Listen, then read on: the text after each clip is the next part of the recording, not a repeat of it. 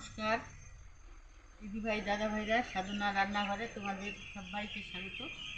আজকে আমি তোমাদেরকে তিলের খাজা বানিয়ে দেখাবো। তিলের খাজা বানানোর জন্য এখানে আমি 300 গ্রাম তিল নিয়েছি আর 200 গ্রাম আখের গুড় নিয়েছি।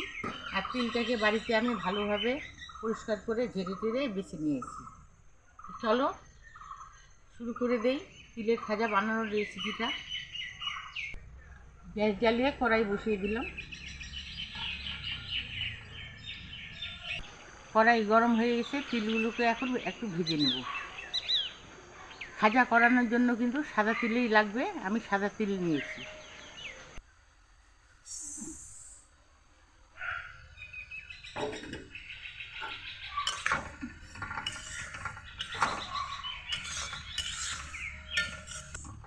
গ্যাসের জালটাকে মিডিয়ামে রেখে আমি তিলগুলোকে ভেজে নেব।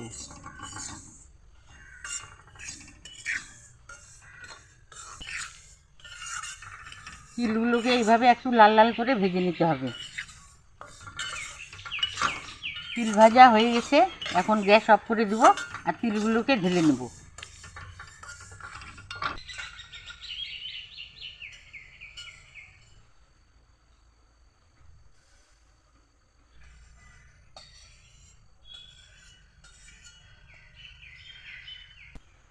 ভাজা তিল থেকে সুন্দর গন্ধ বেরিয়েছে।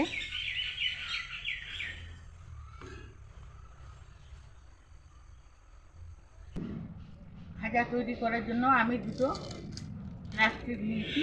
এই প্লাস্টিক দুটোতে ঘি ব্রাশ করে নেব। ঘিয়ের পরিবর্তে তোমরা তেলও ব্যবহার করতে পারো, তো আমি ঘি লাগিয়ে নিচ্ছি।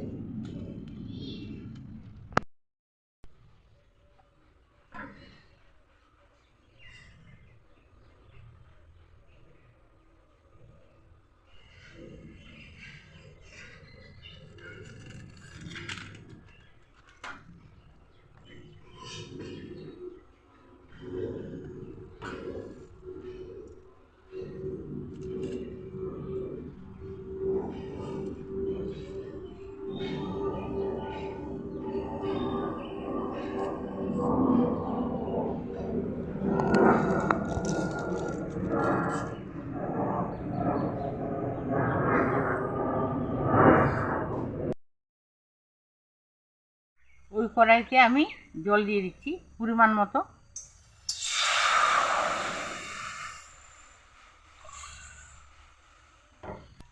এই গুড়টাকে কড়াইতে দিয়ে দিচ্ছি। তিলের খাজা বানানোর জন্য এখন হাইয়ে রেখে গ্যাসের জালটা পাক দিয়ে নেব। গুড়টাকে অনবরত এইভাবে নাড়তে হবে।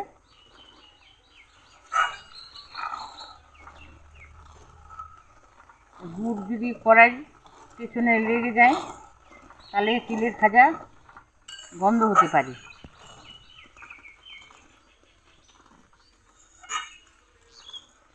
এখন গুড়ের পাকটাকে দেখে নিব, গুড়টা ভালোভাবে পাক হয়েছে কিনা।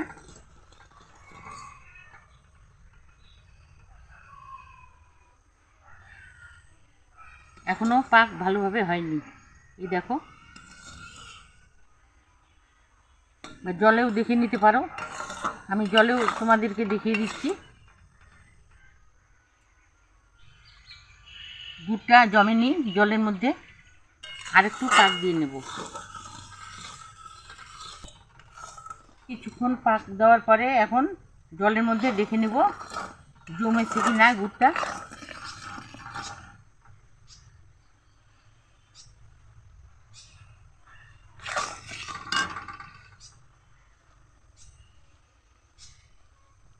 এই দেখো চিটচিটে ভাব হয়ে গেছে আর গুড়টাও ভালোভাবে পাক হয়ে গেছে। এখন গ্যাসের জালটাকে আমি অফ করে দেব।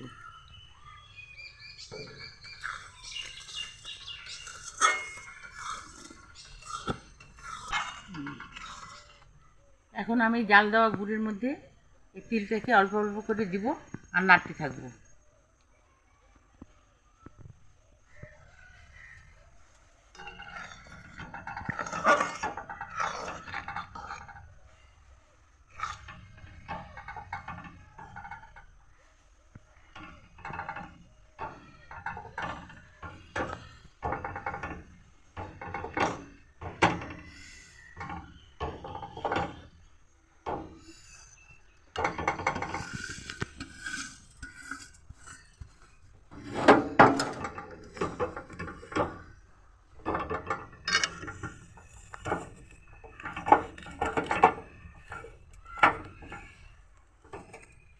ভালোভাবে গুড়ের সঙ্গে তিলটাকে মিশিয়ে নেব।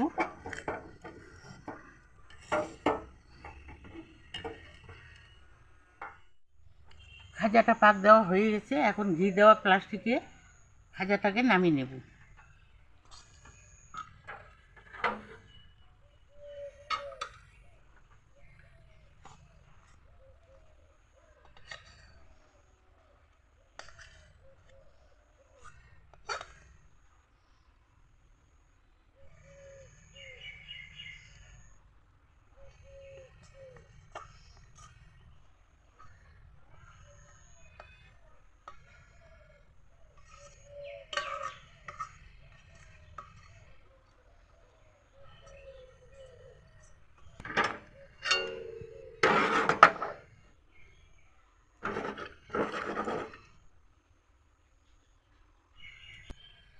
এখন হাত দিয়ে হালকাভাবে সমান করে নেব।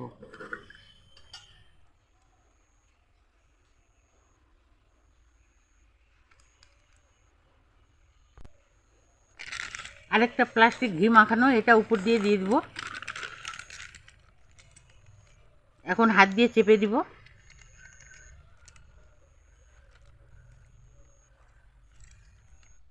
যতটা পারা যায় গরম অবস্থাতে এটাকে সমান করে চারদিকে দিচ্ছি। এখন একটা আমি বেলনা নিয়েছি, এটাকে বেলে নেব।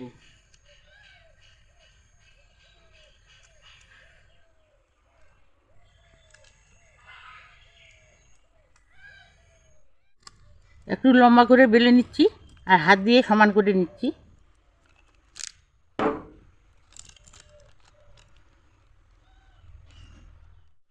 এখন উপর থেকে প্লাস্টিকটা তুলে নেব।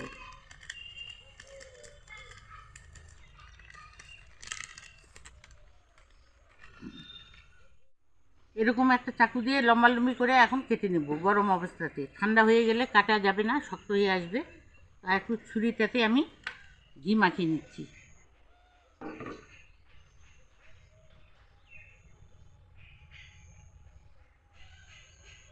আগে একটা লম্বা করে দাগ দিয়ে নেব।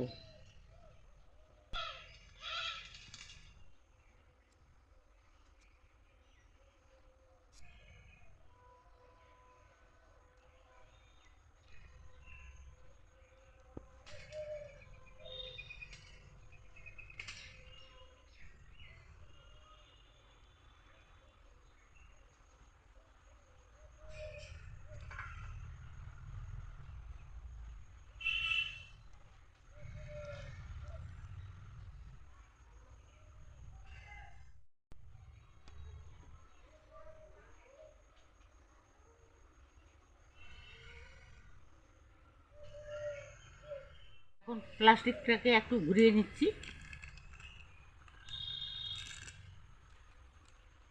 এখন পছন্দ মতো এটাকে পিস করে নেব।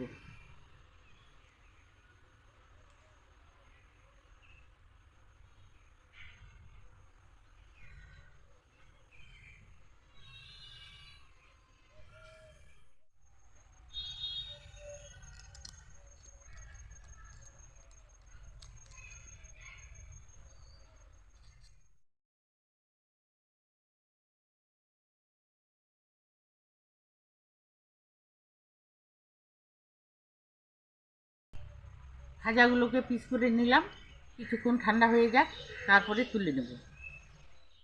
কিছুক্ষণ খাজাগুলোকে ঠান্ডা করে নিলাম, এখন খাজাগুলোকে তুলে নেব। আর এই খাজাগুলোকে তোমরা ফ্রিজে রেখে অনেক দিন ধরে খেতে পারো, কিন্তু শক্ত হবে খেতে, কিন্তু ভালো লাগবে।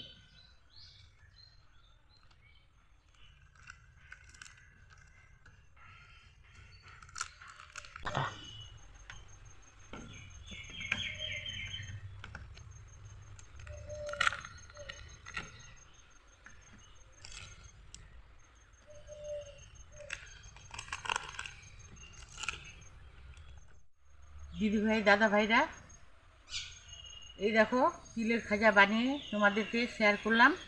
তিলের খাজার পদ্ধতিটা যদি তোমাদের ভালো লেগে থাকে লাইক করবে, কমেন্ট করবে, বেশি বেশি করে শেয়ার করবে। আর আমার চ্যানেলটাকে সাবস্ক্রাইব করে দিয়ে আমার পাশে থাকবে। আজকের জন্য ভিডিওটা এখানেই শেষ করে দিচ্ছি। টাটা।